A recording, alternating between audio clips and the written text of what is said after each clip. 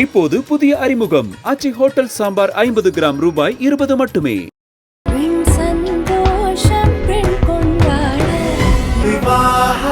மணப்பெண்ணின் பிரத்யேகமான திருமணம் விவாஹா தி Chennai silks.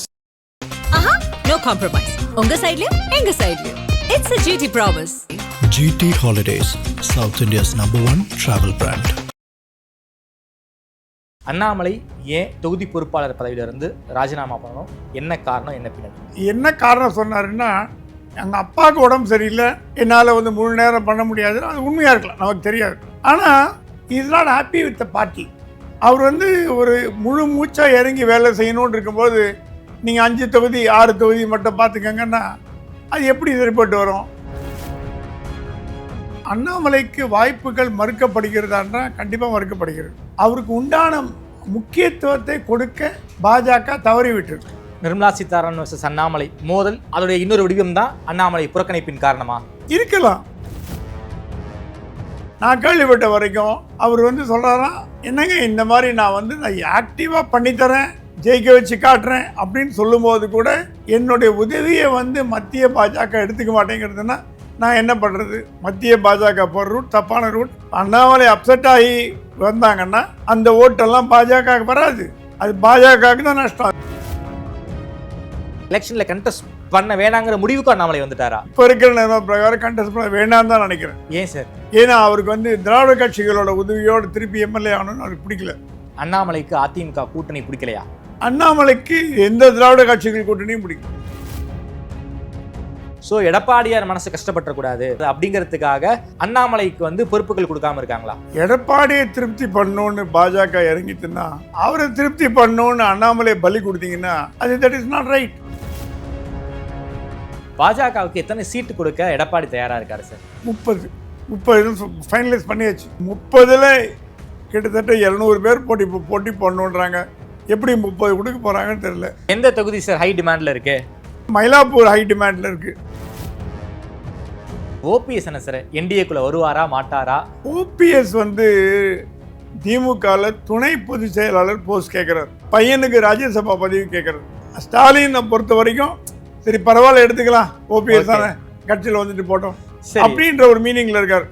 OPS கொண்டு வரனால எந்த லாபமும் இல்லை, இன்டெலிஜென்ஸ் ரிப்போர்ட் போயிடுச்சு அவருக்கு. சரி, அதனால தயங்குறார்.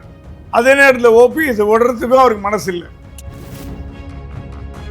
விஜய் கதவு திறந்தே வைக்கப்பட்டிருக்கு, யாருமே போல. அது பிரேமலதா போவாங்கன்னு தெரியல. ஏன்னா விஜயால ராஜ்யசபா சீட் கொடுக்க முடியாது, நீங்கள் கேட்குற பணத்தையும் கொடுக்க முடியாது. சரி, இவங்க 2 பேருக்கும் தேவையானதை கொடுக்கக்கூடிய நிலைமையில் விஜய் இல்லை. ஆதன் நேயர்களுக்கு அன்பு வணக்கம். இன்று நம்மோடு மூத்த பத்திரிகையாளர் திருமிகு பிரகாஷ் எம் சுவாமி அவர்கள் இருந்துள்ளார். வணக்கம் சுவாமி சார். வணக்கம். நலமா இருக்கீங்களா சார்? நல்லா இருக்கேன், தேங்க்யூ. மிக முக்கியமான பிரேக்கிங் நியூஸ் சார். அண்ணாமலை அவர்களை தொகுதி பொறுப்பாளராக போட்டிருந்தாங்க. தொகுதி பொறுப்பாளர் பதவியிலிருந்து அண்ணாமலை அவர்கள் ராஜினாமா பண்ணியிருக்காரு. இதனால் தமிழ்நாடு பாஜகவுக்குள்ள ஒரு மிகப்பெரிய ஒரு பேசுபொருளாக மாறி இருக்கு. இதன் காரணமாக அண்ணாமலை எலெக்ஷனில் கண்டெஸ்ட் பண்ண மாட்டார், அண்ணாமலை மனவருத்தத்தில் இருக்கார் அப்படிங்கிற ரீதியில் பல செய்திகள் உலா வந்துக்கிட்டு இருக்கு. அண்ணாமலை ஏன் தொகுதி பொறுப்பாளர் பதவியிலிருந்து ராஜினாமா பண்ணணும்? என்ன காரணம், என்ன பின்னணி? சரி, தமிழ்நாடு முழுக்க ப்ராப்ளமாக இருக்கிற ஒருத்தர ஒரு 6 தொகுதியில் முடக்கி போடுறது எந்த விதத்தில் நியாயம்னு தெரியல. சரி, எல்முருகனுக்கு 5 தொகுதி கொடுத்தீங்க, தமிழிசைக்கு 5 தொகுதி கொடுத்தீங்க, அதெல்லாம் வாஸ்தவம். அண்ணாமலை அந்த 6 தொகுதியில் மட்டும்தான் வேலை செய்யணுமா, மற்ற தொகுதியில் வேலை செய்யணும்னு கணக்கு கிடையாதா? ஒரு மாநில தலைவரை, ஒரு பிரபலமானவரை ஒரு 6 தொகுதியில் எப்படி நீங்கள் முடக்கி போடுவீங்க? ஃபஸ்ட்டு கேள்வி. 2வது கேள்வி, அண்ணாமலை எந்த விதமான பதவியும் அவருக்கு கொடுக்கப்படவில்லை இப்போ வரைக்கும். மாநில தேசிய தலைவரை போடுறேன் நீங்கள் தேசிய தலைவரை போட்டிங்க, தேசிய தலைவர் போட்டு 1 மாதம் ஆச்சு. அங்கே என்ன ப்ராப்ளம் தெரியல. தேசிய தலைமை இன்னும் ஆஃபீஸ் பேரர் அறிவிக்கலை, தலைவர் மட்டும்தான் போட்டிருக்காங்க. தலைவர் கன்ஃபார்ம் பண்ணியாச்சு, இவர் தான் தலைவர்னு கன்ஃபார்ம் பண்ணாங்க, தேசிய தலைமை முடிவு பண்ணிடுச்சு. அடுத்தது துணை தலைவர், பொதுச் செயலாளர் இதெல்லாம் போடணும், அதுவும் போடல. அது போடுறதுக்கு ஏன் டிலே ஆகுதுன்னு தெரியல, அது காரணமும் புரியல. அந்த போஸ்டிங் வந்தாலும் அண்ணாமலைக்கு எதாவது கிடைக்குமான்னு பார்த்தாங்க, அதுவும் ஒன்றும் போடல. ஸோ அண்ணாமலைக்கு வாய்ப்புகள் மறுக்கப்படுகிறதான்றா கண்டிப்பாக மறுக்கப்படுகிறது. அவரை வந்து ஓரங்கட்டுறாங்கன்னு சொல்ல மாட்டேன். அவருக்கு உண்டான முக்கியத்துவத்தை கொடுக்க பாஜக தவறி விட்டது. ஸ்டேட் பிஜேபியா சென்ட்ரல் பிஜேபியா? Central BJP. ஸ்டேட் பிஜேபி ஒன்றும் படுறதுக்கு வாய்ப்பே இல்லை. ஏன்னா நயினார் அவரும் நல்ல டேர்ம்ஸில் இருக்கார். ஓகே. ஸோ அதனால் ஒன்றும் அவங்களுக்குள்ள பிரச்சனை கிடையாது. எதுக்கு அண்ணாமலையை வந்து டெல்லி தலைமை திட்டமிட்டு ஒதுக்குகிறது? இல்லை, அண்ணாமலைக்கு முக்கியத்துவம் கொடுக்கணுமா வேண்டாமான்னு டெல்லி தான் முடிவு பண்ணோம். சரி, டெல்லி எந்த விதமான நடவடிக்கை எடுக்காத காரணம் என்னன்னு புரியல. அதே நேரத்தில் அவர் வேணுங்கிறாங்க, அவர் வேண்டாம்னு ஒதுக்கி வச்ச மாதிரி தெரியல. அதே நேரத்தில் அவர் முக்கியத்துவம் கொடுத்தாங்களான்னா அதுவும் இல்லை. ஸோ ரெண்டும் குழப்பமாக இருக்குது. ஒவ்வொருத்தர் வேண்டாம்னா வேண்டாம்னு முடிவு பண்ணி தூக்கி போடுங்க, முடிஞ்சு போச்சு. வேணுங்கிற போது எடுத்துக்க வேண்டியது, வேண்டாங்கிற போது வேண்டாம்னா அது என்ன கணக்குன்னு தெரியல. அண்ணாமலை ஊருகா மாதிரி யூஸ் பண்ணிக்கிறாங்க, ஊருகா மாதிரி யூஸ் பண்ணிக்கிறாங்க. அண்ணாமலைக்கு அதான் மனசு வருத்தமாக இருக்குது. என்னடா நம்மளை வந்து அப்பப்போ யூஸ் பண்ணிக்கிறாங்க, அப்பப்போ இவங்களுக்கு கும்பல் கூப்பிடணும், இவங்களுக்கு க்ரௌடு வரணும்னா கூப்பிடுறாங்க, ஆள் வரணும்னா கூப்பிடுறாங்க, ஒரு பெரிய ஒரு மீட்டிங், ஒரு பொதுக்கூட்டம் மீட்டிங்கில் கும்பல் வரணும்னா கூப்பிடுறாங்க. மீதி நேரத்தில் அவருக்கு உண்டான உரிய அங்கீகாரம் கொடுக்கப்படவில்லை. சரி, பாஜக என்ன சொல்கிறாங்க, இதுக்கு முன்னாடி இந்த தலைவர்கள்லாம் தலைவர் பதவி விட்டு விலகின உடனே அடுத்த போஸ்ட் கொடுத்தாங்க, எலிவேஷன் பண்ணாங்க. அது தமிழிசை ஆகட்டும், ராஜாவாகட்டும், எல் கணேசன் ஆகட்டும், யாராகட்டும் அவரை தமிழ்நாடு பாஜக தலைவர் பதவி இறங்கின உடனே அவர் ஏதோ போஸ்டிங் கொடுத்தாங்க, கவர்னர் போஸ்டிங், மந்திரி பதவி ஏதோ கொடுத்தாங்க. இவர் எதுவுமே கொடுக்கலன்னு ஒரு வருத்தம் இருக்குது. ஸோ இவர் இது என்ன காரணம் சொன்னாருன்னா, எங்கள் அப்பாவுக்கு உடம்பு சரியில்லை, என்னால் வந்து முழு நேரம் பண்ண முடியாது. அது உண்மையாக இருக்கலாம், நமக்கு தெரியாது. அப்பாவோட உடல்நிலை காரணம் சொன்னோன்னா அது உண்மையாக இருக்கலாம். ஆனால் அவர் சோர்வு அடைஞ்சிருக்காருன்னு கேட்டிங்கன்னா சோர்வு அடைஞ்சிருக்காருன்னு தான் நான் கேள்விப்படுறேன். ஓகே. நான் எனக்கு வர நியூஸ் எல்லாம் பார்த்தீங்கன்னா is not happy with the party. அவர் வந்து ஒரு முழு மூச்சாக இறங்கி வேலை செய்யணும்னு இருக்கும்போது நீங்கள் 5 தொகுதி 6 தொகுதி மட்டும் பார்த்துக்கங்கன்னா அது எப்படி சரிப்பட்டு வரும்? அண்ணாமலைக்கு அந்த 6 தொகுதியில் மட்டும்தான் பாப்புலாரிட்டியா, மீதி பாப்புலாரிட்டி இல்லையா அப்படின்னு ஒரு கேள்வி வருது. எல்லா தொகுதியிலும் போய் பண்ணுறேன்னு சொல்கிறவரை ஏன் நீங்கள் முடக்கி போடுறீங்க அப்படின்னு ஒரு கேள்வி வருது. ஸோ இது என்ன ஒரு பிரச்சனைன்னா, டெல்லி வந்து அஃப்கோர்ஸ் நான் கேள்விப்பட்ட வரைக்கும் இந்த தொகுதி யார் யார் பார்க்கணுன்னு போடுறதெல்லாம் வந்து அப்சர்வர் அரவிந்த் மேனன், சுதாகர் ரெட்டி இவங்க தான் முடிவு பண்ணுறது. டெல்லி முடிவு பண்ணல, அமித்ஷாவும் மோடி அது முடிவு பண்ணல யாருக்கு என்னென்ன தொகுதின்னு. அரவிந்த் மேனன் லெவலில் தான் முடிவு பண்ணுறாங்க. ஸோ அரவிந்த் மேனன் லெவலில் முடிவு பண்ணும் பொழுது அவருக்கு உண்டான அங்கீகாரம் கொடுக்கப்படவில்லை என்று அவர் ஃபீல் பண்ணுறது நியாயமாக இருக்கலாம். ஓகே. ஸோ இவர் என்ன சொல்கிறாரா? நான் உங்கள்கிட்ட டேரெக்டாகவே உடச்சி கேட்குறேன் சார். நிர்மலா சீதாராமன் வர்சஸ் அண்ணாமலை மோதல், அதோடைய இன்னொரு வடிவம் தான் அண்ணாமலை புறக்கணிப்பின் காரணமா இருக்கலாம், நமக்கு தெரியல. ஏன்னா அண்ணாமலையோட வளர்ச்சி யாருக்கு அதிகமாக பாதிப்பு ஏற்படும்? நிர்மலா சீதாராமனுக்கு பாதிப்பு ஏற்படும். ஏன்னா தமிழ்நாட்டில் அவங்க கால் ஒன்று பார்க்குறாங்க. ஸோ இவரோட வளர்ச்சி அவங்களுக்கு தான் பாதிப்பு ஏற்படும். ஆனால் அவங்களால ஒன்றும் பண்ண முடியலன்னா அண்ணாமலையோட வளர்ச்சி அபரீதமான வளர்ச்சியை வச்சுருக்காரு. அதனால் ஒன்றும் பண்ண முடியல. ஸோ இன்டைரக்டாக ஏதாவது பண்ணுறாங்களா அதுவும் நமக்கு தெரியல. ஆனால் அரவிந்த் மேனன், சுதாகர் ரெட்டி இவங்க வந்து அண்ணாமலைக்கு இந்த 6 தொகுதி போதும் அப்படின்னு முடிவு பண்ணது ரொம்ப ஒரு முட்டாள்தனமானது. ஓகே. ஏன்னா அண்ணாமலைக்கு இந்த தொகுதியில் மட்டும்தான் பாப்புலாரிட்டின்னு இவங்க முடிவு பண்ணாங்கன்னா மற்ற தொகுதியில் பாப்புலாரிட்டி இல்லையான்னு கேட்பாங்க. தமிழ்நாடு பாஜகவோட ஒருங்கிணைப்பாளராக பிரச்சார பீரங்கியாக போடுறேன்னு சொன்னீங்க, அதுலேருந்து விலகி இப்போ 6 தொகுதி மட்டும் கொடுத்தீங்கன்னா அப்போ அந்த முதல்ல கொடுத்த வாக்குறுதி என்னாச்சு?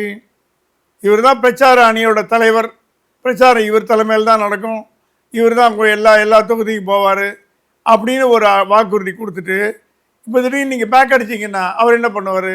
ஸோ அவர் மனசு வருத்தப்படுறாருன்னா வருத்தப்பட்டிருக்காருன்னு கண்டிப்பாக தெரியுது. ரெண்டாவது, அவருக்கு உண்டான அங்கீகாரம் கொடுக்கப்படவில்லை என்று அந்த வருத்தம் இருக்குது. அந்த வருத்தத்தை வெளியில் காமிச்சிக்காமல் இருக்கார். ஓரளவுக்கு அவர் அட்ஜஸ்ட் பண்ணிட்டு போகிறார். அண்ணாமலை வந்து ரெபலாக வரல. ஆமாம், ரெபலாவோ பேசலை, எங்கேயும் பேச மாட்டார். கட்சி கட்டுப்பாடை மீறி அண்ணாமலை ஏதாவது செய்வாரான்னு கேட்டிங்கன்னா பண்ண மாட்டார். ஏன்னா அந்த கட்சி கட்டுப்பாடு அவருக்கு தெரியும். ஆனால் அதே நேரத்தில் அவருடைய கோபம், அவருடைய கோபதாபங்கள், அப்பப்போ வெளிப்படுது. ஆனால் வெளிப்படுது. இந்த மாதிரியான விவகாரங்களில் வெளிப்படுறதுனால நம்ம எடுத்துக்கலாம். அண்ணாமலை கோபமாக இருக்காரா, அப்செட்டாக இருக்காரா, என்னவா இருக்காருன்னு. நான் கேள்விப்பட்ட வரைக்கும் அவர் வந்து சொல்கிறாராம், என்னங்க இந்த மாதிரி நான் ஆக்டிவாக பண்ணித்தரேன், ஜெயிக்க வச்சு காட்டுறேன் அப்படின்னு சொல்லும்போது கூட என்னுடைய உதவியை மத்திய பாஜக எடுத்துக்க மாட்டேங்கிறதுன்னா நான் என்ன பண்ணுறது? ஓகே சார், தொகுதி பொறுப்பாளர் பதவியை ராஜினாமா பண்ணிட்டாரு. எலெக்ஷனில் கண்டெஸ்ட் பண்ணுவாரா மாட்டாரா? எலெக்ஷனில் கண்டெஸ்ட் பண்ண வேணாங்கிற முடிவுக்கு அண்ணாமலை வந்துட்டாரா? இப்போ இருக்கிற நிலைமை பிரகாரம் கண்டெஸ்ட் பண்ண வேண்டாம் தான் நினைக்கிறேன். ஏன் சார்? ஏன்னா அவருக்கு திராவிட கட்சிகளோட உதவியோடு திருப்பி எம்எல்ஏ ஆகணும்னு அவருக்கு பிடிக்கல. சொந்த காலில் நின்று எம்எல்ஏ ஆகுறதுங்கிறது வேற, திராவிட கட்சிகள் தயவோட எம்எல்ஏ ஆகுறதுங்கிறது வேற. இவர் முதல்ல இருந்தே திராவிட கட்சிகள் ரெண்டுமே அவருக்கு பிடிக்கல. எனக்கு தெரிஞ்ச முதல்ல இருந்தே 2 திராவிட கட்சிகளையும் அவர் வெறுக்கிறார். திமுக அதிமுக அதிமுக மட்டும் இல்லை, 2 திராவிட கட்சிகளும் அவருக்கு பிடிக்கல. திராவிட கட்சிகள் இல்லாத தமிழ்நாடை உருவாக்கணும்னு பார்க்குறாரு. இவங்க கூட்டணி வச்சுக்கினாங்க. சரியாது, டெல்லியோட முடிவு, இவர் ஒன்றும் பண்ண முடியாது. பதவியிலேருந்து விலகினார். விலகிட்டு அவங்க டெல்லியோட முடிவை ஆதரித்தார். அண்ணாமலை வாயை திறந்து சொன்னார், அடுத்த முதலமைச்சர் எடப்பாடி தான் ஓப்பனாக சொல்லிட்டார். அதில் ஒன்றும் மனமாச்சரியம் இல்லை. ஏன்னா டெல்லியோட ஸ்டாண்ட் என்னவோ அதில் இன்ஸ்டாண்ட் அப்படின்ற பண்ணிட்டார். ஆனால் அவருக்கு உள்ளே இருக்கிற ஒரு ஆதங்கம், இந்த திராவிட கட்சிகள் வேண்டாம், திராவிட கட்சிகளோட கேட்குறேன் சார், அண்ணாமலைக்கு அதிமுக கூட்டணி பிடிக்கலையா? அண்ணாமலைக்கு எந்த திராவிட கட்சிகள் கூட்டணியும் பிடிக்கல. அதாவது இப்போ அதிமுக கூட 2 திராவிட கட்சிகளும் பிடிக்கல. திமுக கூட ஆப்வியஸா போக முடியாது, போக முடியாது. அதிமுக அண்ணாமலைக்கு பிடிக்கல. அவர் சொல்றாரா, நம்ம தனியா நின்று ஜெயிச்சு காட்டலாம், சரி அப்படின்னு அவரோட ஸ்டாண்டு. ஆனால் டெல்லி அந்த மாதிரி எடுத்துக்கல. டெல்லி என்ன எடுக்குது, கூட்டணி வேணுங்குது. இவர் ஓகே, டெல்லி நான் சொல்கிற பேச்சு நான் கேட்டு போகிறேங்கிறார். ஆனால் இவரை பொறுத்த வரைக்கும் தனியாக நின்று 18% வாக்க ஒரு 25% கொண்டு போகலாம், அதிகமாக நம்ம பண்ண முடியும் அப்படிங்கிறது இவரோட எண்ணம். ஆனால் டெல்லி வேறு மாதிரி நினச்சா இவர் என்ன பண்ணுவார்? ஸோ இவருக்கு அதிமுக கூட்டணி பிடிக்கிறதா பிடிக்கலையாங்கிறது இல்லை, டெல்லி முடிவெடுத்தாவட்டு இவருக்கு வேறு வழி இல்லை. ஓகே, இவர் எதிர்த்து போக முடியாது, வேறு வழி இல்லை. அதிமுக கூட்டணியை அவர் நம்பி தான் ஆகணும். ஆனால் பிரச்சாரம் பண்ணுறதெல்லாம் ரெடியாக இருக்கார். அது பிரச்சாரத்தில் எந்த விதமான குறையும் வைக்கல. அதிமுக கேண்டிடேட்டும் பிரச்சாரம் பண்ணுறேங்கிறாரு, பாஜக கூட்டணிக்கு பிரச்சாரம் பண்ணுறேங்கிறார். அதில் பிரச்சாரத்தில் இவங்க உபயோகப்படுத்தினா மட்டும்தானே இவருக்கு யூஸ் ஆக முடியும். இவங்க உபயோகப்படுத்தலைன்னா அவர் என்ன பண்ண முடியும்? சார் ஒன்றும் இல்லை சார், கேரளாவில் போய் பிரச்சாரம் பண்ணுறாரு, மகாராஷ்டிராவில் போய் பிரச்சாரம் பண்ணுறாரு. ஸோ அதே ஸ்பேஸை தமிழ்நாட்டில் அண்ணாமலைக்கு கொடுப்பதில் பாஜகவுக்கு என்ன சிக்கல்னு நான் கேட்குறேன். அதுதான் புரியல. எல்லா ஊர்லேயுமே பிரச்சாரம் பண்ண கூப்பிடுறீங்களே, மகாராஷ்டிராவில் கேரளாவில் கூப்பிடும்போது தமிழ்நாட்டில் பிரச்சாரம் பண்ணுறதுக்கு பிரச்சாரம் பீரங்கியாக இருந்தவர், தமிழ்நாட்டில் பாஜக தலைவர்களிலே அதிக செல்வாக்கு உடையவர் யாருன்னு ஒரு சின்ன குழந்தை கேட்டாங்கன்னா அண்ணாமலைன்னு சொல்லும். ஸோ அண்ணாமலைக்கும் எடப்பாடிக்கும் ஒரு யுத்தம் உங்களுக்கே தெரியும், ஒரு மோதல் போக்கெல்லாம் இருந்திருக்கு. கடந்த காலங்களில் எடப்பாடியை பற்றி அண்ணாமலை என்ன பேசினார்னு பொதுமக்கள் எல்லாருக்குமே தெரியும். ஸோ அதை மைண்ட் செட்டில் வச்சுக்கிட்டு பாஜக இப்படிப்பட்ட முடிவை எடுத்திருக்க வாய்ப்பு இருக்கா? ஸோ எடப்பாடியார் மனசு கஷ்டப்படக்கூடாது, எடப்பாடியாருக்கு எந்த ஒரு ட்ரெட்டும் கொடுக்கக்கூடாது அப்படிங்கிறதுக்காக அண்ணாமலைக்கு பொறுப்புகள் கொடுக்காம இருக்காங்களா? எடப்பாடியை திருப்தி பண்ணணுன்னு பாஜக இறங்கிட்டுன்னா அது என்ன மோசமான நிலைமைக்கு போய் சேரும் நமக்கு தெரியும். எடப்பாடிங்கிறது கூட்டணி கட்சி தலைவர், அவரை மரியாதையை வச்சுருக்காங்க. அவரை திருப்தி பண்ணணுன்னு அண்ணாமலை பலி கொடுத்தீங்கன்னா அது that is not right. So அண்ணாமலைக்கு என்ன உரிய மரியாதை அங்கீகாரம் கொடுத்தா தமிழக பாஜக நல்லதுன்னு தமிழக பாஜக எல்லாரும் ஃபீல் பண்ணுறாங்க. ஓகே, யாருமே அண்ணாமலை வேண்டான்னு சொல்ல. நயினார் அண்ணாமலை நல்ல டேர்ம்ஸில் இருக்காங்க, இப்போ எவ்ரி திங் இஸ் குட், ஒன்றும் ப்ராப்ளம் இல்லை. இந்த மத்திய பாஜக பண்ணுற சிக்கல்னால தமிழ்நாட்டில் இந்த குழப்பங்கள் நேருதுன்னு நான் நினைக்கிறேன். ஓகே, இது தமிழ்நாடு பாஜகவுக்கு இதுக்கு சம்பந்தம் கிடையாது. சென்ட்ரல் பிஜேபி ஒரே குழப்பமான நிலைமையில் இருக்கிறதுனால அந்த அட்வைசர்ஸும் அந்த பொறுப்பாளர்களும் மத்திய பொறுப்பாளர்களும் இஷ்டத்துக்கு போடுக்கிறாங்க. இதில் நிர்மலா சீதாராமன் கை இருக்கான்னு கேட்டால் அது நமக்கு இருக்கிறதுக்கு வாய்ப்பு இருக்கிறதா நமக்கு தகவல் வருது. ஸோ இந்த குளறுபடி நடுவில் எப்படி நீங்கள் அண்ணாமலை பிரச்சாரத்துக்கு கூப்பிட்டு எப்படி அவர் பண்ண போகிறீங்க அப்படிங்கிற ஒரு கேள்வி. ஓகே சார், குறிப்பாக பியூஷ் கோயல் ரொம்ப முக்கியமான ரோல் ப்ளே பண்ணியிருக்காரு. அவர் நிர்மலா சீதாராமனுடைய லாயலிஸ்டாக பார்க்கப்படுகிறார். ஸோ அதன் காரணமாக இப்படி முடிவு எடுத்திருக்க வாய்ப்புகள் உண்டா? பியூஷ் கோயலுக்கு கொடுக்கப்பட்ட மேண்டேட் என்னன்னா அதிமுக உள்ள கொண்டு வரணும். அதிமுக அமித்ஷா கொண்டு வந்துட்டாரு. அதுக்கப்புறம் தேமுதிக கொண்டு வரணும், பாமக கொண்டு வரணும், இந்த மாதிரி கிருஷ்ணசாமி கொண்டு வரணும். அந்த மேண்டேட் தான் அவருக்கு உட்கட்சி விவகாரத்தில் தலையிடுவதற்கான எந்த அதிகாரமும் மத்திய பாஜக கொடுக்கல. யாரு தான் உட்கட்சி விவகாரத்தில் தலையிடுறா? உட்கட்சி விவகாரத்தில் பியூஷ் கோயல் தலையிட தேவையே கிடையாது. ஏன்னா அவருக்கு இதுக்கு சம்பந்தம் கிடையாது. சரி, உட்கட்சி விவகாரத்தில் தலையிடுறா இருந்தால் பிஎல் சந்தோஷ் தலையிட முடியும். சரி, இப்போ இருக்கிற புது தலைவர் நவீன் தலையிட முடியும். இவங்க தான் தலையிட முடியும். சரி, அண்ணாமலை தான் பிஎல் சந்தோஷுடைய செல்ல பிள்ளையாச்சு சார். சந்தோஷ் பிள்ளை தான். ஆனாலும் இவங்க என்ன மைண்ட் செட்டில் இருக்காங்கன்னு புரியாததுனால அண்ணாமலைக்கு முக்கியத்துவம் கொடுக்கலாமா வேண்டாமா, முக்கியத்துவம் கொடுத்தா சரியா வருமா அப்படின்ற ஒரு எண்ணத்தில் போயிட்டு இருக்காங்க. ஓகே சார், அண்ணாமலை முக்கியத்துவம் கொடுத்தா யார் மனசு வருத்தப்படுதுன்னு அவங்களுக்கே தெரியல. ஆகையினால முக்கியத்துவம் கொடுக்காம இருக்காங்க. சார், டிடிவியை உள்ள கொண்டு வந்ததே அண்ணாமலை தான். ஆமா, இல்லாட்டினா அவர் விஜய் பக்கம் போயிருப்பாரு. டிடிவி உள்ள வருவதற்கு சில பல முக்கியமான அசைன்மெண்ட்டும் அவர் நம்பி கொடுத்தாங்க. அப்படி இருக்கும்போது முக்கியத்துவம் கொடுக்கறதுல என்னதான் பிரச்சனை? இல்லை, அதான் சொல்றேன். அண்ணாமலை என்ன ஃபீல் பண்றாரா, வேணுங்கிற போது நம்மளை இழுத்துக்கிறாங்க. டிடிவி உள்ள கொண்டு வரணும், அவங்கள உள்ள கொண்டு வரணும், பிரச்சார மீட்டிங் போகணும், கும்பல் கூட்டணும், அப்பெல்லாம் மட்டும் பண்றாங்க. ஒரு பொறுப்பு கொடுத்து, ஒரு ரெஸ்பான்சிபிலிட்டி கொடுத்து, ஒரு அழகு பார்க்கறதுல ஏன் யோசிக்கிறாங்க அப்படின்ற ஒரு மனசு வருத்தம் இருக்கு. இது நியாயமான வருத்தம் தான். ஓகே, ஒரு கட்சி தலைவருக்கு ஒரு பதவி கொடுக்குறது நியாயமான வருத்தம். ஓகே, ஆனா இவங்க டெல்லி என்ன மனசுல வச்சிருக்காங்கன்னு தெரியல. எதனால இப்படி பண்றாங்க, என்ன காரணத்தினால புரியல. யாரை திருப்திப்படுத்துறதுக்கு, யாரை ஹாப்பியா வைக்கிறதுக்கு பண்றாங்கன்னு புரியல. ஆனா இதனால என்ன போறது, தமிழக பாஜகவுக்கு தான் சேதாரம் உண்டாகும். அது மட்டும் இல்லாம அண்ணாமலைக்குன்னு ஒரு ஃபேன் ஃபாலோயிங் இருக்காங்க. பாஜக தொண்டர்கள், நானும் அவங்கள சொல்ல மாட்டேன், அண்ணாமலை ஃபேன் கிளப் தான். ஸோ அண்ணாமலை அவருக்கு முக்கியத்துவம் இல்லை, அவரே பொறுப்பை ராஜினாமா பண்றேன் அப்படின்னு சொன்னாங்கன்னா அண்ணாமலை ஃபேன்ஸ் எல்லாம் அப்செட் ஆகிட மாட்டாங்களா? அவங்க யாருக்கு ஓட்டு போடுவாங்க? அது ஒரு இது இருக்குல்ல சார், ஒரு ஃபேக்டர் இருக்குல்ல. கண்டிப்பா அண்ணாமலையோட ஆதரவாளர்கள் அத்தனை பேரும் பாஜக நான் ஒத்துக்க மாட்டேன். பாஜகவை தாண்டி வெளியே நிறைய பேர் இருக்காங்க. ஃபேன் கிளப்னு தான் சொல்லுவேன். ஏன்னா அவருக்கு ஒரு சினிமா நடிகர் ஈக்குவலண்ட்டான ஒரு ஃபேன் கிளப் இருக்குது. அந்த ஃபேன் கிளப் எல்லாம் அண்ணாமலையோட மனசை அறிஞ்சு ஓட்டு போடுவாங்க. அண்ணாமலை அப்செட் ஆகி வந்தாங்கன்னா அந்த ஓட்டெல்லாம் பாஜக வராது.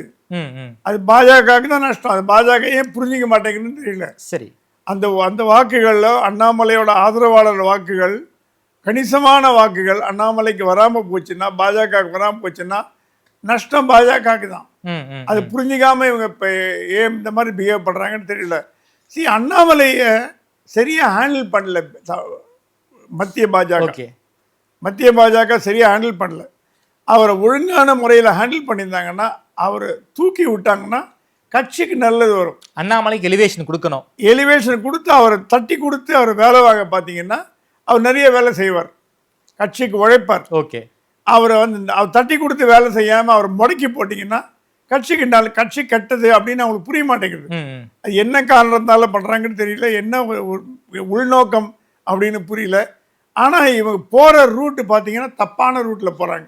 மத்திய பாஜக போகிற ரூட் தப்பான ரூட். அண்ணாமலையை நீங்கள் முன்னிறுத்தினாதான் தமிழகத்தில் பாஜகவை ஒரு வளர்ச்சி அடைய பண்ண முடியும். ஒரு அடுத்த கட்டத்துக்கு கொண்டு போகிறதுக்கு அண்ணாமலை போன்ற ஆட்கள் தான் உதவி பண்ணுவாங்க. அது புரிஞ்சிக்காமல் நடந்தீங்கன்னா நஷ்டம் அண்ணாமலைக்கு இல்லை, தமிழக பாஜகவுக்கு நான் சொல்லுவேன். ஓகே சார், அதே போல் கூட்டணி பேச்சுவார்த்தை எப்படி போக வாய்ப்பு இருக்குது? பாஜகவுக்கு எத்தனை சீட்டு கொடுக்க எடப்பாடி தயாராக இருக்காரு சார்? 30 ஃபைனலைஸ் பண்ணியாச்சு. லாஸ்ட் எலெக்ஷனில் 25 வாங்கினாங்களே சார். அதான் அதுக்கு மேலே 30 அவ்வளோதான். எடப்பாடி சொல்லிட்டாரு 30ன்னு. ஓகே, இவங்க 30 அக்ரி பண்ணிட்டாங்க. சரி, 30க்கு மேலே கிடையாது. அப்படின்னா அந்த 30ல் கிட்டத்தட்ட 200 பேர் போட்டி போடணுன்றாங்க. எப்படி 30 கொடுக்க போகிறாங்கன்னு தெரியல. 30 சீட்டுக்கு 200 பேர் போட்டி போடுறாங்களா? 200 பேர் போட்டி போடுறாங்க. புரியலையே சார் எனக்கு. பாஜகவில் 30 சீட்டுக்கு 200 பேர் சீட்டு கேட்குறாங்க. 30 பேர்னா 30 பேர், 30 சீட்னா 30 பேர் தான் போட்டி போட போட்டி முடியும். போட முடியும். ஒரு தொகுதிக்கு 2 பேர் 3 பேர் போட்டி கேட்கறாங்க. போடலாம். 250 பேர் வரைக்கும் லிஸ்ட்ல இருக்கு. அதுக்கு பாஜக தனிச்சு தான் போட்டி போடணும். பாஜக தனி தான் போட்டி போடணும். ஆனா பாஜகல வந்து விட்டு கொடுக்கறதா இல்ல. இந்த சீட் ஷேரிங்ல பெரிய ப்ராப்ளம் வர போறது. சரி. பாஜகவுக்கு பெரிய தலைவலியும் வர போறது. சரி. ஏன்னா 30ங்கிறது ரொம்ப கம்மி நம்பர் பாஜகவுக்கு. பாஜக ஏன்னா பாஜக தலைவர்களே 30 பேர் இருக்காங்க. துணைத் தலைவர்கள் எல்லாரும் சேர்த்து 30 பேர். தலைவர் 20, அப்புறம் தொண்டர்கள், 2ஆம் கட்ட தொண்டர்கள், 3ஆம் கட்ட தொண்டர்கள், அந்த மாதிரி ஆளுக்கு கொடுக்கறதுக்கு அது வேற பார்க்கணும். எந்த தொகுதி சார் ஹை டிமாண்ட்ல இருக்கு? எந்த தொகுதி ஹை டிமாண்ட்னா மயிலாப்பூர் ஹை டிமாண்ட்ல இருக்கு. சரி. அங்க வந்து யார் யார் போட்டி போடுறாங்க? யார் யார் கேட்குறாங்க சார் மயிலாப்பூரை? மயிலாப்பூர் வந்து மயிலாப்பூர் ஏடிஎம்கேல வந்து வளர்மதி, வைகை செல்வன், ஜெயவர்தன், நிர்மலா பெரியசாமி, காயத்ரி ரகுராம், இவங்கெல்லாம் ஏடிஎம்கேலேருந்து கேட்குறாங்க மயிலாப்பூரை. பிஜேபியிலேருந்து தமிழிசை, கருணாகராஜன் இவங்கெல்லாம் கேட்குறாங்க. டிஎம்கேல பொறுத்த வரைக்கும் சிற்றரசு, வேலு, கமல் கட்சியிலேருந்து மைத்ரேயன், டாக்டர் மைத்ரேயன், டிஎம்கேக்கு போன மைத்ரேயன், எஸ்வி சேகரோட பையன், இவங்கெல்லாம் இங்கேருந்து கேட்குறாங்க. எஸ்வி சேகரா? எஸ்வி சேகரோட சன், அவர் பையன். சார் அவர் டிஎம்கே கார்டு ஹோல்டர் கூட கிடையாது, அவருக்கு எப்படி? இல்லை, அவர் ஒரு அரேஞ்ச்மெண்ட்டில் அவர் சன்னுக்கு கொடுக்கலன்னு கேட்குறாரு. அவரும் டிஎம்கே சப்போர்ட்டர் ஆகிட்டார். சரி. ஸோ அது ஒரு மயிலாப்பூர் ஒரு அந்த மாதிரி ஒரு தொகுதி. வேளச்சேரியில் பார்த்தீங்கன்னா பிஜேபியிலேருந்து கராத்தே தியாகராஜன் சீரியஸாக ட்ரை பண்ணுறாரு. எஸ்டி சூர்யா ட்ரை பண்ணுறாரு. ஏடிஎம்கேலேருந்து அசோக் மாவட்ட போட்டி வேலையெல்லாம் ஸ்டார்ட் பண்ணிட்டார். அசோக் வேலையை ஆரம்பிச்சிட்டாரு, ஃபுல் ஃப்ளெஜாக இறங்கிட்டார். டிஎம்கேலேருந்து டாக்டர் மைத்ரேயன் திருப்பி அங்கேயும் கேட்குறாரு, வேலைச்சேரியும் கேட்குறாரு. ஏன்னா பிராமின் ஓட்ஸ் ரெண்டு இடத்துல இருக்கிறதுனால கேட்குறாரு. டி நகரில் பார்த்தீங்கன்னா ஏடிஎம்கேல சத்யா கேட்குறாரு. பிஜேபியில் வந்து எச் ராஜா இப்போ உடல் எடை சரியில்லை, என்ன பண்ண போகிறான்னு தெரியல. உமா ஆனந்தன், பிரமீளா சம்பத். டிஎம்கேலேருந்து ஜே கருணாநிதி, அது ஸ்டாண்டர்ட், அவருக்கு கண்டிப்பாக உண்டு. ஏடிஎம்கே பொறுத்த வரைக்கும் சத்யாவை விட்டு வேறு யாருக்கும் அந்த சீட் சத்யாவை விட்டு வேறு யாருக்கும் போகாது. பட் என்ன பண்ண போகிறாங்கன்னு தெரியல. ஓகே, அது முக்கியமான தொகுதியிலாக இருக்குது சார். வேளச்சேரி, மயிலாப்பூர், டி நகர். குறிப்பாக வேளச்சேரி கூட கூட்டணி கொடுத்துருவாங்கன்னு வச்சுக்கோங்களேன். மயிலாப்பூரும் டி நகரும் ஏடிஎம்கேக்கு ரொம்ப முக்கியமான இடங்களாச்சு. இது முக்கியமான இடங்கள். ஆனால் அந்த தொகுதியை திமுக அந்த தொகுதியை பாஜக கண் வைக்கிறது. சரி. பாஜக கேட்குது மயிலாப்பூர் கொடுங்க, வேளச்சேரி கொடுங்க, டி நகர் கொடுங்கன்னு கேட்கும்போது பாஜக வந்து கேட்குற தொகுதிகள் அதிமுகவோட ஸ்ட்ராங்ஹோல்ட் தொகுதிகள். இப்போ இப்போ எக்மூரில் பார்த்தீங்கன்னா டிஎம்கேலேருந்து பருதி இளம் சுருதி, நம்ம பருதி இளமொழியோட பையன். ஆமாம், அவங்க அப்பா அந்த தொகுதியில் போட்டு ஜெயிச்சார். அப்பா தொகுதி ஒன்று பருதி இளம் சுருதி கேட்குறாரு. மேயர் பிரியாவும் கேட்குறாங்க. ஓகே. பூந்தமல்லியில் வந்து அமர்நாத் அர்ஜுன் ஒருத்தர் இருக்கார். அவர் ரொம்ப பாப்புலர் மேன் அங்கே பூந்தமல்லியில். அவர் பாஜக டிக்கெட் கேட்குறாரு, ஏன்னா அது ரிசர்வ் தொகுதி. சரி. அங்கே மா வெங்கடேசனும் சீட் கேட்குறாரு. ஓகே. ஏன்னா மா வெங்கடேசன் வந்து அந்த இது தலைவராக இருந்தார், அந்த துப்புரவு பணியாளர் தலைவராக இருக்காரு. அவரும் ட்ரை பண்ணுறாரு. ஆர்கே நகரில் சேகர் பாபு போட்டி போட போகிறதா கேள்விப்படுறோம். ஹார்பர்லேருந்து அங்கே வரதா கேள்விப்படுறோம். என்ன காரணம் சார்? என்ன காரணம்னா அவருக்கு ஹார்பரை விட ஆர்கே நகர் ஈஸி அப்படின்னு ஃபீல் பண்ணுறாரு. சரி. கனிமொழி வந்து ராயபுரத்தில் போட்டி போட போகிறாங்கன்னு ஒரு ரூமர் வருது. சார் அவங்க ஏற்கனவே எம்பியா இருக்காங்க. பட் அவங்க ஸ்டேட் பாலிடிக்ஸ் வரணும்னு ஆசைப்படுறதுனால ஓகே ராயபுரம் ஐட்ரி மூர்த்தி இந்த வாட்டி கண்டிப்பாக கிடையாது. சரி, அது தெரிஞ்ச விஷயம். ஐட்ரி மூர்த்தி இல்லைன்னு சொல்லிட்டாரு, ஸ்டாலினே இல்லைன்னு சொல்லிட்டாரு. நயினார் எங்க சார் போட்டி போட போறாரு? நயினார் வந்து சாத்தூர்னு கேள்விப்பட்டேன். திருநெல்வேலியில தான் போட்டி போடுவேங்கிற மாதிரி போட்டி போடுறாரு. ஆனால் சாத்தூர்ல தான் போட்டி போடுறதா மைண்ட்ல இருக்கிறதா கேள்விப்பட்டோம். ஏன் சாத்தூர் சார்? சாத்தூர்ல வந்து கேகேஎஸ் சார் இருக்காரு சார். அங்க கேகேஎஸ் சார் இருக்காரு. இவரோட ஸ்ட்ராங் ஹோல்ட் அங்கே பெட்டர்னு ஃபீல் பண்றாரு. சாத்தூர் வந்து இவரு கேட்கிறாரு, நயினா நாகேந்திரன் சாத்தூர் வந்து கேட்கிறாரு. ஓகே. ஸோ அது மாறுறதுக்கு வழி உண்டு. விருதுநகர் போன்ற இடங்கள்ல சரத்குமாருக்கும் ஒரு வாய்ப்பு இருக்கு. ஏன்னா சரத்குமார் ஏதாவது கொடுத்தே ஆகணும். ஏன்னா லாஸ்ட் எலெக்ஷன்ல ராதிகா போட்டி போட்டாங்க. ராதிகா போட்டி போட்டாங்க. சரத்குமாருக்கு ஒன்று. குஷ்பு வந்து 1000 லைட்ஸ் கேட்குறாங்களாம். லாஸ்ட் எலெக்ஷன்லயும் அவங்க 1000 லைட்ஸ் கேட்டாங்க. அவங்களுக்கு எங்க ஏன்னா அகாமடேட் பண்ணோம். இப்போ யார் அகாமடேட் பண்ண போறாங்கன்னு தெரியாத நிலைமையில இருக்கு. இப்போ மாசு வந்து சைதாப்பேட்லேருந்து மாத்துறாரு. சைதாப்பேட்டில் போகிற சைதாப்பேட் வேண்டாம், வேற எங்காலும் கொடுங்கன்னு கேட்டுட்டு இருக்காராம். கொளத்தூரில் வந்து பிஜேபி சார்பில் ஏஎன்எஸ் பிரசாத் ஸ்போக்ஸ்மேன் அவர் ட்ரை பண்ணிட்டு இருக்கார். ஸ்டாலின் எதிர்த்து போட்டு நான் ஜெயிக்கிறேங்கிறாராம். அவரு ஒரு பிஜேபியில் ரொம்ப வருஷம் மீடியா விங்கில் இருந்தார். பத்திரிகைலாம் நல்ல பழக்கம். அது இல்லாமல் அவரோட அஸ்ட்ராலஜிக்கல் ப்ரெடிக்ஷன் பிரகாரம் பிஜேபியில் நிறைய பேர் ஜோசியம் பார்ப்பார். அவருக்கு ஸ்டார் நல்லா இருக்குன்னு ஃபீல் பண்ணுறாரு. யாரு? ஏஎன்எஸ் பிரசாத். ஓகே, அவர் அஸ்ட்ராலஜர். அவர் அப்படியா? பிரமாதமான அஸ்ட்ராலஜர். தமிழிசைக்கெல்லாம் அவர் தான் அஸ்ட்ராலஜர். ஓகே, தமிழிசைக்கெல்லாம் இவர் சொன்னதான் தமிழிசை கேட்பாங்க. சரி, நீங்க அஸ்ட்ராலஜர்னு சொன்னோன்னே நான் ஷெல்வி சார் நினைச்சுக்கிட்டேன். செல்வி இல்லை, செல்வியும் போட்டி போட போடுறாரு. செல்வியும் கேட்குறாரு அஸ்ட்ராலஜி. இவர் ஏஎன்எஸ் பிரசாத் குளத்தூரில் கேட்குறாரு. சரி. ஸோ இது என்னன்னா கேட்கறது தப்பு இல்லை. ஆனால் 30 சீட்டை பிஜேபி வச்சுட்டு எப்படி யாருக்கு எப்படி பிரித்து கொடுக்க போகிறதுன்னு தெரில. ஏன்னா பெண்களுக்கு கொடுக்கணும், எஸ்சி எஸ்டி கொடுக்கணும், மைனாரிட்டி கொடுக்கணும், இப்போ வேலூர் பிரிகையும் கொடுக்கணும். இது நடுவில் ஆர்எஸ்எஸ் என்ன சொல்லுதான், பாஜக ஆர்எஸ்எஸ் இல்லாத முகங்களான பொன்மாணிக்கவேல், அப்புறம் அர்ஜுன் சம்பத்து, ராமரவிக்குமார் இவங்களுக்கும் சீட்டை கொடுங்கன்னு தான். எப்படி இந்து ஆதரவாளர்களை 4 பேர் உள்ளே அனுப்புங்க அப்படின்னு சொல்லுதான். அது வேறு அவங்களே அகாமடேட் பண்ணணுன்னா என்ன பண்ணுறதுன்னு தெரியல. 30 சீட்டை வச்சுட்டு 30 ஃபைனல் ஆகிடுச்சு. பிஜேபிக்கு 30 ஃபைனல் ஆகிடுச்சு. அதிமுக அதுக்கு மேலே கொடுக்குறதா இல்லை. ஓகே, 30 தான். 30க்குள்ளே குட்டிக்கரணம் அடித்தாவது எப்படியாவது பண்ணி போட்டால் உங்களுக்கு அதிருப்தி வரும். பாஜகவில் கண்டிப்பாக அதிருப்தி வரும். அது ஒரு பெரிய பிரச்சனையில் கொண்டு போய் முடியும். தொகுதி பேச்சுவார்த்தையில் எடப்பாடி ரொம்ப ஷூடா இருந்திருக்காரு போல இருக்கே. 30க்குள்ள சுருக்கிட்டாரு. 30க்குள்ள சுருக்கிட்டாரு. ஆட்சியில இருந்த போது 25 கொடுத்தாரு, அது ஓகே. இப்ப எதிர்கட்சி தலைவராக இருந்த 30ன்னா கூட்டணி பேச்சுவார்த்தையில் எடப்பாடி கை ஓங்கி இருக்கு போல இருக்கே. இல்ல, எடப்பாடி என்ன சொல்றாராம், இவங்களுக்கு 50 60 கொடுத்தானா நாளைக்கு நம்ம ஆட்சியில பங்கு கேட்பாங்க. சரி, இந்த ஆட்சியில பங்குன்ற வார்த்தையே அடியோட தொடர்ச்சி எடுக்கணும்னா 30 கொடுத்தா போதும். ஆட்சியில பங்குன்ற வார்த்தை வரக்கூடாது.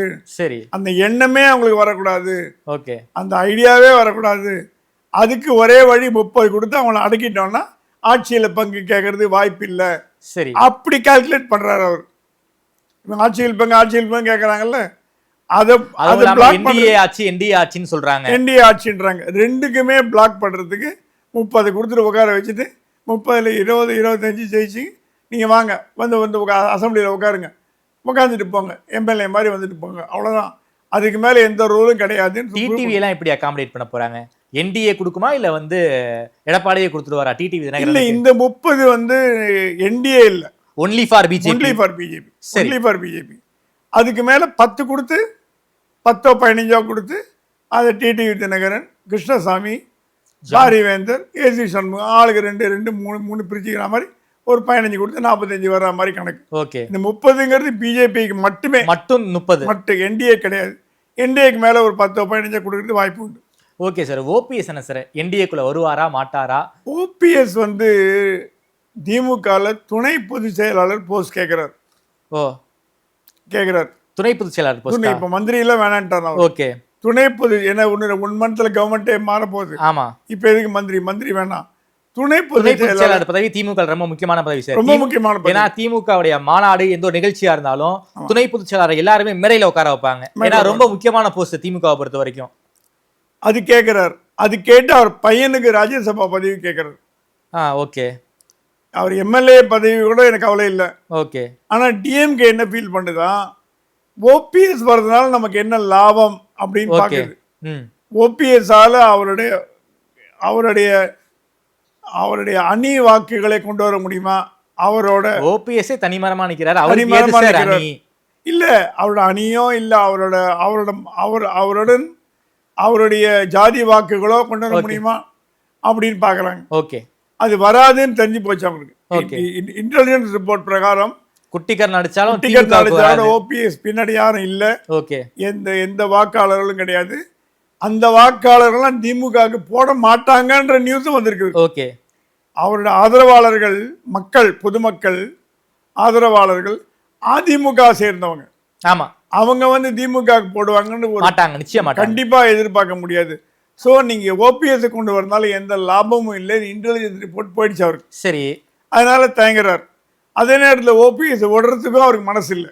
ஏன்னா ஒரு ஒரு பெரிய தலைவர், ஆமா, அதிமுகவுடைய முதலமைச்சர், 3 முறை முதல்வராக 3 முறை இருந்திருக்காரு. முதலமைச்சர், அவர் திமுக வந்தாலும் திமுக லாபம்னு பார்க்குறாரு. சரி, இப்போ என்ன ஒரு பிரச்சனைன்னா, எங்க அவர் அகாமடேட் பண்றது, எந்த இடத்துல உட்கார வைக்கிறதுங்கிறது தான் பிரச்சனை. இப்போ ஓ, ஓபிஎஸ் உள்ள கொண்டு வரலாம், அதுல ஒன்றும் ஸ்டாலின் ஆனா அவருக்கு நல்ல இடம் கொடுக்கணும். எந்த இடம் கொடுக்கறது, யாருக்கு மேல யாருக்கு கீழே, இதனால சீனியருக்கு அஃபெக்ட் ஆகக்கூடாது. ஆமா, அப்ப திமுக இருக்கிற சீனியர்லாம் என்னங்க எங்க மேல உட்கார வச்சிங்களே, ஒரு அவைத்தலைவர் மாதிரி டம்மியான போஸ்ட் கொடுத்தும் உட்கார வைக்க முடியாது. அதுவும் பண்ண முடியாது. ஏன்னா இவர் ஆக்டிவா இருந்தவர். ஆமா, இப்ப ஸ்டாலினோட ஒரே குழப்பத்துக்கு காரணம் எங்க அவர் அகாமடேட் பண்றது அப்படின்ற ஒரு மனநிலையில் இருக்கிறதுனால தான் அவரால் முடிவு பண்ண முடியலன்னு நான் கேள்விப்படுறேன். ஓகே. ஆனா ஸ்டாலினை பொறுத்த வரைக்கும் சரி பரவாயில்ல எடுத்துக்கலாம், ஓபிஎஸ் தானே கட்சியில் வந்துட்டு போட்டோம் சரி. அப்படின்ற ஒரு மீனிங்ல இருக்கார். ஓகே. ஆனா அவர் எங்க உட்கார வைக்கிறது இன்டெலிஜென்ஸ் ரிப்போர்ட் அவருக்கு நெகட்டிவா வந்தா கூட பரவாயில்லைங்க, அதிமுகலேருந்து ஒரு முதலமைச்சரே வராருன்னா நமக்கு வந்து ஒரு பெருமை, பெரிய ஒரு விஷயம் அப்படின்னு பார்க்குறாரு. அகாமடேஷன் தான் இப்போ பிரச்சனையா இருக்குது. எங்கே உட்கார வைக்கிறதுன்னு தெரியாதனால அவரால் முடிவு பண்ண முடியும். பையனுக்கு ராஜ்யசபா கேட்குறாராமே, பையன் ராஜ்யசபா ஸ்டாலின் ஒத்துட்டார். ஓ, அது ஒன்றும் பிரச்சனை இல்லை, அது ஒத்துட்டார். சார் வரவங்க போறவங்க எல்லாருக்குமே ராஜ்யசபா கேட்குறாங்களே சார். எல்லாம் ராஜ்யசபா கேட்குறாங்க, என்னதான் பண்ணுவாங்க. ஸ்டாலினுக்கு ரொம்ப இலகிய மனசு போல இருக்கு, எல்லாரும் கஷ்டம், எடப்பாடிக்கும் கஷ்டம். இல்ல ஸ்டாலின் ரொம்ப இலகிய மனசு இருக்கு போல இருக்கே, கொடுத்துட்டாரு போல இருக்கு. ஓபிஎஸ் பையனுக்கு ராஜ்யசபா சீட்டு, தேமுதிகவுக்கு ராஜ்யசபா சீட்டு, எல்லாரும் ராஜ்யசபா சீட்டு கொடுக்குறாரு. இதனால வந்து என்ன சொல்ல விரும்புறாங்க சார்? ஆப்போனன்ட்டுக்கு ஆளே இருக்க கூடாதுங்கிறாங்களா? இல்ல கூட்டணியை பலப்படுத்தணும்னு ஆசைப்படுறாரு ஸ்டாலின். கூட்டணியை பலப்படுத்தணும், தேமுதிக வர்றதுனால கொஞ்சம் வாக்கு வரும், கொஞ்சம் விட்டு போன வாக்கெல்லாம் வரும். ஆன்டி இன்கம்பன்சி வேவில் எந்தெந்த வாக்கு நம்ம இழக்கிறோமோ அதை சரி பண்ணுறதுக்கு இந்த மாதிரி வந்தால் வரும், ஓபிஎஸ் வந்தால் வரும் அப்படிங்கிறது அவரோட கணக்கு. டாக்டர் ராமதாஸும் அதே கணக்கில் தான் இருக்கார். ஆனால் ராமதாஸ் ஒன்றும் முடிவு பண்ணல. இவர் ராமதாஸும் பிரேமலதாவும் கடைசி வரைக்கும் முடிவு பண்ணாமல் தான் இருப்பாங்க, அது தெரிஞ்ச விஷயம். ஏன்னா அவங்க வந்து சீட்டு அடிப்படையில் மட்டும் பேரம் படவில்லை. சீட்டு அடிப்படையில் பேரம் பேசினாங்கன்னா 30, 8, 10, 5, 6 முடிவு பண்ணிட்டு போயிட்டே இருக்கலாம். அதுக்கு மேலே அவங்க எதிர்பார்க்கறது சில விஷயங்கள். அந்த சில விஷயங்கள் கொடுக்கல் வாங்கல் சரியா வராதனால அந்த கொடுக்கல் வாங்கல்னால 2 பேருமே வந்து பிளாக் ஆயிருக்காங்க. ஓகே, ராமதாஸும் கொடுக்கல் வாங்கல்ல பிளாக் ஆயிருக்காரு, பிரேமலதாவும் கொடுக்கல் வாங்கல் பிளாக் ஆயிருக்காரு. ஐயா ராமதாஸ் வந்து இப்ப சமீப காலமா திமுகவை நோக்கி ரொம்ப விமர்சனமா வச்சுக்கிட்டு இருக்காரு. அப்படின்னா என்டிஏ கூட்டணிக்கு போறாருன்னு தானே அர்த்தம்? என்டிஏ கூட்டணியில் அவர் எதிர்பார்த்த விஷயம் நடக்காது. அவர் எதிர்பார்க்கறது என்டிஏ கூட்டணியில் கிடைக்காது. சரி, என்டிஏ கூட்டணியில் சீட்டு கொடுப்பாங்க, ஜெயிக்க வச்சு காட்டுவாங்க. ஸ்டாலின் கூட என்ன சொன்னாராம், ஐயா உங்களுக்கு சீட்டு கொடுக்கணும், செலவை நாங்கள் பார்த்துக்கிறோம், ஜெயிக்க வச்சு காட்டுறோம், அவ்வளோதான், ஃபேர் இனஃப். ஆனால் இவர் சொல்கிறாரா எனக்கு செலவுக்கு பணம் வேணும்.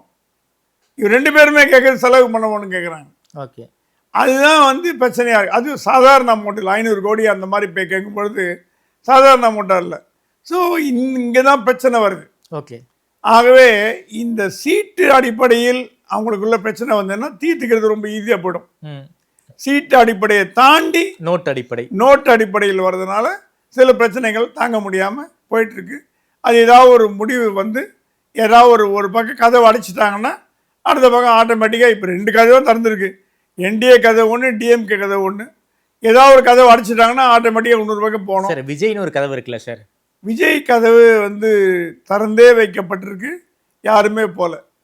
அது வந்து பிரேமலதா போவாங்கன்னு தெரியல. ஏன்னா விஜயால் ராஜ்யசபா சீட் கொடுக்க முடியாது, கேட்குற பணத்தையும் கொடுக்க முடியாது. ஒரு 10 எம்எல்ஏ கொடுக்கலாம், அவ்வளோதான் கொடுக்கலாம். சரி, இவங்க 2 பேருக்கும் தேவையானதை கொடுக்கக்கூடிய நிலைமையில் விஜய் இல்லை. ஆகவே விஜய்கிட்ட போய் பிரயோஜனம் எல்லாம் முடிவு பண்ணிட்டாங்க. விஜயும் அதை பற்றி கேர் பண்ணல. அவர் தனியாக போட்டி போகிறதுன்னு முடிவு பண்ணிட்டார். விஜய் தனியாக தான் போட போகிறார், எனக்கு தெரிஞ்சு தனியாக போட்டி போட்டு அவர் இன்னர் ஸ்ட்ரென்த்துன்னு பார்க்கலான்ட்டார். ஆகவே பிரேமலதாவுக்கும் ராமதாஸுக்கும் விஜய் அவங்க விருப்பப்பட்டதை கொடுப்பாரான்னு கேட்டிங்கன்னா கொடுக்கறதுக்கு வாய்ப்புகள் கம்மி. ஆகவே இவங்க வந்து இந்த பக்கம் ஒன்று என்டிஏ பக்கம் போனோம், இல்லை டிஎம்கே பக்கம் போனோம். இங்கே தான் உங்களுக்கு இவங்க வேணுங்கிறத கொடுக்கக்கூடியது என்டிஏ டிஎம்கே தான், ஏதாவது ஒன்று கொடுக்கும். ஸோ இந்த 2 பக்கத்தில் எந்த பக்கம் நமக்கு ஆதாயம் அதிகம் அப்படின்னு பார்த்து அந்த பக்கம் போகிறதுக்கு வெயிட் பண்ணுறாங்க. அது ஒரு பக்கம் கதவை அடிச்சிட்டாங்கன்னா இன்னொரு பக்கம் ஆட்டோமேட்டிக்காக போய் சேரணும். ரொம்ப நன்றி பிரகாஷ் சாமி சார். தமிழ்நாடு அரசியல் களம் தொடர்பாக பல்வேறு விஷயங்களை ரொம்ப வெளிப்படையாக பேசியிருக்கீங்க. குறிப்பாக பாஜக ஆரம்பித்து அதிமுக திமுகன்னு அனைத்து கட்சி பிரச்சனையை பற்றியும் ரொம்ப விரிவாக பேசியிருக்கோம். நேரில் நேரம் கொடுத்து பேசி நமக்கு நன்றி சுவாமி சார். நன்றி.